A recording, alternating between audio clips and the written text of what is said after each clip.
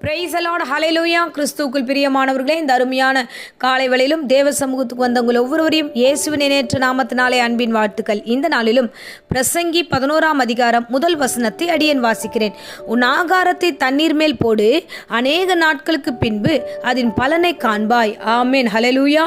இந்த நாளிலும் இந்த பிரசங்கத்தின் மூலமாக சாலமோன் எழுதி வைத்திருக்கிற வார்த்தை தான் இது. உன் ஆகாரத்தை தண்ணீர் மேலே போட்டிங்கன்னா அது நீண்ட நாட்களுக்கு பிறகு என்ன கொடுக்கும்னா பலனை கொடுக்கும். உங்களுடைய ஆசீர்வாதத்தை உங்களுடைய காரியங்களில் நீங்கள் கொடுக்கும் பொழுது நீங்கள் அநேக நாட்களுக்கு பின்பாக அதன் பலனை நீங்கள் காண்பீர்கள் என்று வேதம் சொல்லுகிறது. அல்லேலூயா. அதுக்கு அடுத்த வசனத்தில் நம்ம வாசிக்கிறோம். ஏன் இந்த வார்த்தையை நம்ம இப்படி வாசிக்கிறோம்னா, ஏன்னா இந்த பூமியானது என்ன நடக்குமோ, என்ன ஆபத்து நேரிடுமோ நமக்கு தெரியாது.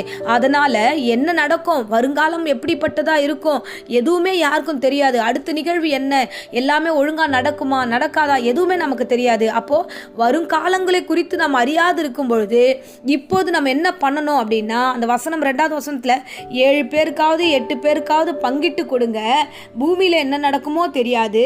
ஆகையால நீ பண்ணுகிற ஆசீர்வாதமான வேலையினால அநேகர் ஆசீர்வதிக்கப்படுவார்கள், நீயும் பலனை காண்பாய். ஆமென், அல்லேலூயா. இந்த வசனங்களை புரிந்து கொள்வது கொஞ்சம் கடினமா இருந்தாலும் உங்களிடத்துல பேசுகிறேன் பாருங்க. உங்கள் ஆகாரம், உங்களுடைய கையின் பிரயாசம், உங்களுடைய காரியத்தை தேவனுக்கு சமூகமாய் நீங்கள் ஒப்பு கொடுங்க, தேவன் கையில கொடுங்க, நீங்க தேவ கரத்துல கொடுங்க. கர்த்தர் நிச்சயமாய் அதை ஆசீர்வதிக்க வல்லவராய் இருக்கிறார். ஆமென், ஹல்லேலூயா. பாருங்க, இயேசு கிறிஸ்து ஒரு அழகான ஓமையை சொல்லுகிறார். என்னன்னா, மத்திய 25ஆம் அதிகாரத்துல 14-15வது வசனத்துல நம்ம வாசிக்கிறோம்.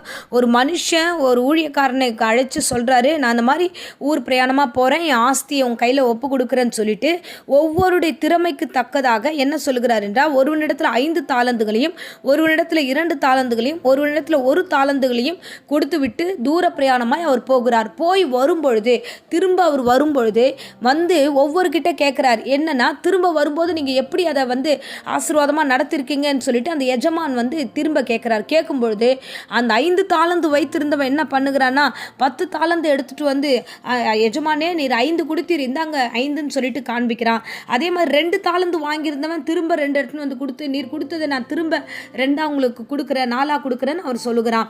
பாருங்க, 1 தாலந்து வாங்கினவன் அதை அப்படியே நிலத்துல புதைச்சு வச்சிருக்கிறான்.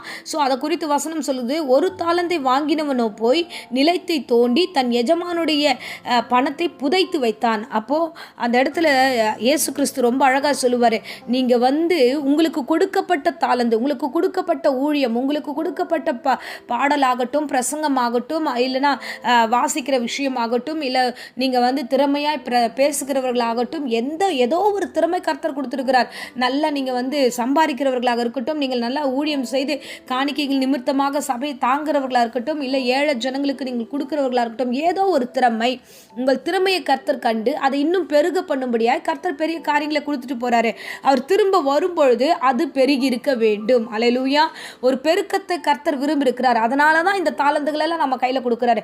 அதனால தான் உங்களுக்கு அறிவின் ஞானத்தை கர்த்தர் கொடுக்கிறாரு. அதை அப்படியே நம்ம புதைச்சு வச்சிருக்க கூடாது, அது அப்படியே இருக்கக்கூடாது. அதுதான் அந்த வசனத்துல வாசிக்கிறோம். எப்போ என்ன நேரிடுமோ தெரியாது. ஒரு 7-8 பேர் காரியங்களுக்குள்ளாக நீ பங்கிட்டு கொடு, உன்னுடைய தாளந்துகளை வெளிப்படுத்து, உன்னுடைய காரியங்களை சொல்லு, தேவனுடைய வசனங்களை பிரசங்கி, தேவனுடைய வார்த்தைகளால பாடுங்க, தேவனுடைய காரியங்களை செய்யுங்க, அது உங்களுக்கு பலன் தரும், உங்க ஆத்துமா வாழ்ந்திருக்கும் என்று இவ்வளவு தெளிவா இயேசு கிறிஸ்து இந்த பிரசங்கத்துல சொல்லுகிறார். ஆமென், அல்லேலூயா. இதை தான் சாலமோன் சொல்லுகிறாரு. நீங்க உங்களுடைய ஆகாரத்தை, உங்களுக்கான ஆகாரம், உங்களுக்கான வேத வசனம், உங்களுக்கென்று வைக்கப்பட்ட அபிஷேகம், உங்களுக்குன்னு வைக்கப்பட்ட ஆசீர்வாதத்தை பகிர்ந்து கொடுங்க. நீங்க தண்ணீர் மேல போடுங்க, மற்றவர்களிடத்துல கொடுங்க.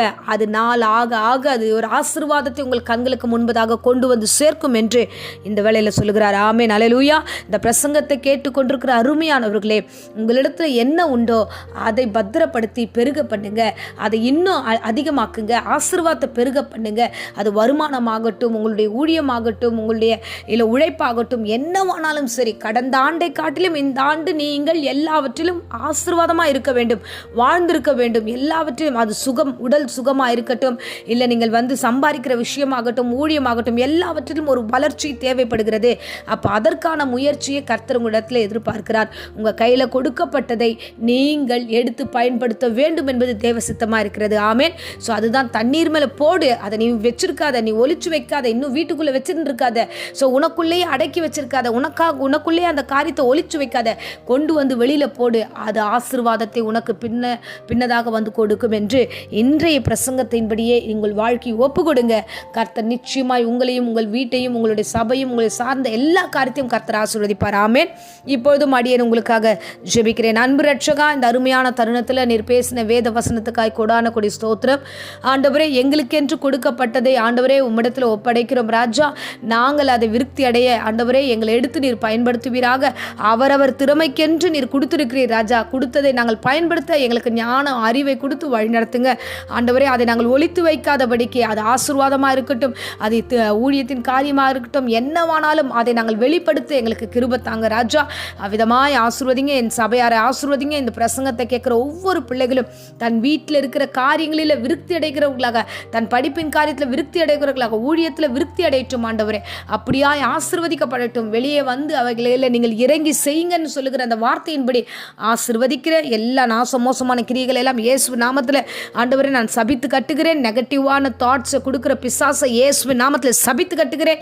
ஒரே ஒரு வார்த்தை எங்கே விதைத்தாலும் அது 100 பலனை தரும் என்று இன்னைக்கு நீர் அழகாய் பேசியிருக்கிறீர். அந்த வார்த்தையின்படி இந்த பிள்ளைகள் எல்லா இடங்களிலும் ஆண்டவரே பவனி வரட்டும், ஆசீர்வாதமான பிள்ளைகளாய் மாறட்டும். தொடர்ந்து காத்துக்கொள்ளுங்க, ஆசீர்வதிங்க. இந்த வேளையில கூட வியாதி விக்கணும் கூட பலவீனத்தோடு யாராகிலும் இருந்தா ஏசப்பா இயேசுவே உம்முடைய நாமத்தை கொண்டு பூரண சுகத்தை கட்டளிடுகிறேன். இந்த உபவாச நாளிலும் தேவ பிரசங்கம் கிருபையும் இந்த பிள்ளைகளை தாங்கட்டும். தொடர்ந்து வழி நடத்தும் ஆசீர்வதி. இயேசுவின் நேற்று நாமத்தில் ஜெபித்து ஆசீர்வாதத்தை ஒப்பு கொடுக்கிறேன் ஜீவனுள்ள நல்ல பிதாவே. ஆமேன். ஆமேன். Praise the Lord. God bless you.